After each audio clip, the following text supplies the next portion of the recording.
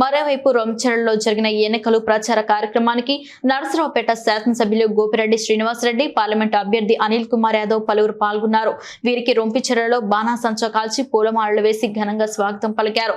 ఈ సందర్భంగా డాక్టర్ గోపిరెడ్డి మాట్లాడుతూ వైఎస్ఆర్ కాంగ్రెస్ పార్టీ ప్రభుత్వం ఏర్పడ్డాగా ఈ 5 సంవత్సరాలలో మన జగన్ సంక్షేమ పథకాల ద్వారా ప్రతి ఒక్కరికి ₹1,00,000 నుండి ₹3,00,000 వరకు డైరెక్ట్ గా వారి అకౌంట్స్ లో జమ అయ్యాయని, గ్రామ సచివాలయాల ద్వారా సంక్షేమ పథకాల ద్వారా ప్రజలందరికీ లబ్ధి చేకూరిందని తెలిపారు.